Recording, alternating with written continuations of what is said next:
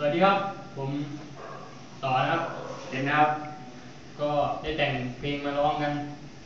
ขำๆเล่นๆครับอยากลองฟังดูนะครับเพลงสาววิไลใจดำครับ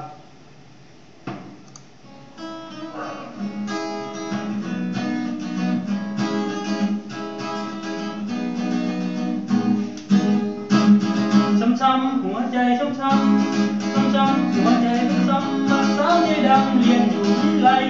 เธอทำให้อายเขาตามเมื่อเธอจนใจอายนั้นทิ้งไปสิ่งเดียวที่อายต้องรู้ก็คือต้องอยู่คนเดียวต่อไปหากอายที่ยังมีให้ความสุขสุดท้ายคือเจ้าคนเดียวความสุขสุดท้ายคือเจ้าคนเดียวจังเป็นเดียวเบิ่งเจ้ารถกับเขาสู่เดินเลยให้เจ้านั้นไปอายนั้นจะมอง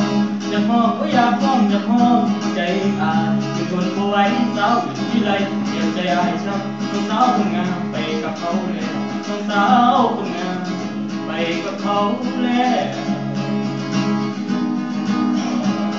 ไอ้หนุ่มคนนั้นเป็นใคร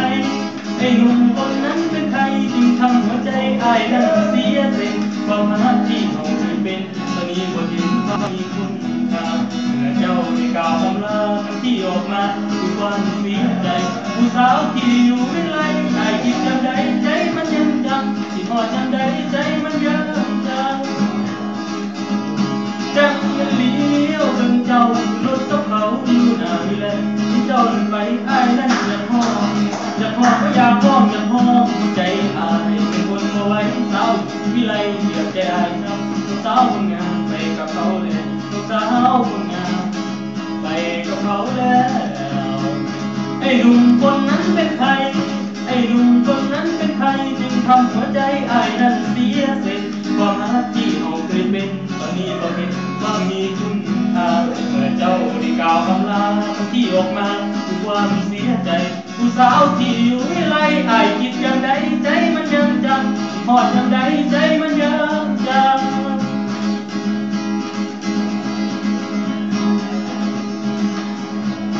จังมันเลี้ยวเบิ่งเจ้ารถกับเขาอยู่หน้าวิไลที่เจ้าเดินไปอายนั้นอย่าห้อง